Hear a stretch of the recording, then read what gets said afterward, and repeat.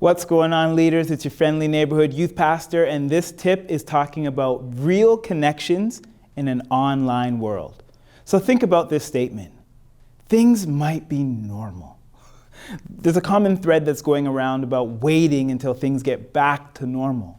But what if there are many parts of our culture that just don't go back?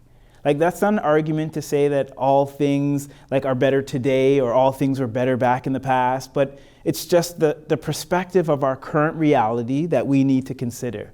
For example, if our world is never going to be less online than it is today, then how should that impact the way we teach teenagers? If social media or virtual connection points aren't going away, then how do we help teenagers to navigate that world and understand their own relationships? Number one, introduce them to your friends.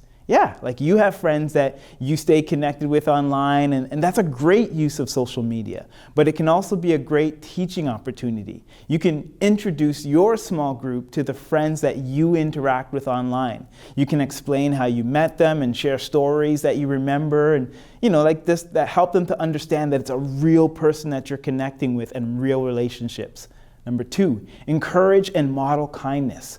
You guys know the online world can empower people to be bolder and meaner than they would ever be in person. So break that trend by being purposely kind to your neighbors, even virtual neighbors.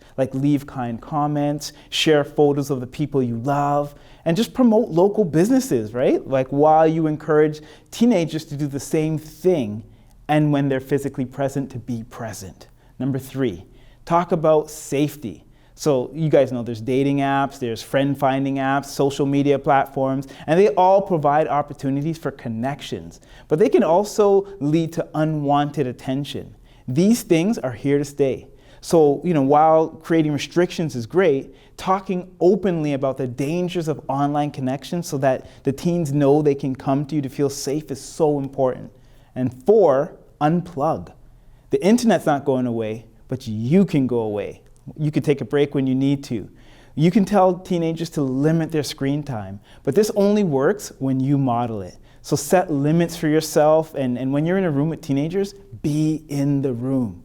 Our world is constantly changing, so let's be constantly adapting our strategies to continue to help teenagers thrive. That's your tip of the month, volunteers. Thank you guys so much. Be blessed and be a blessing.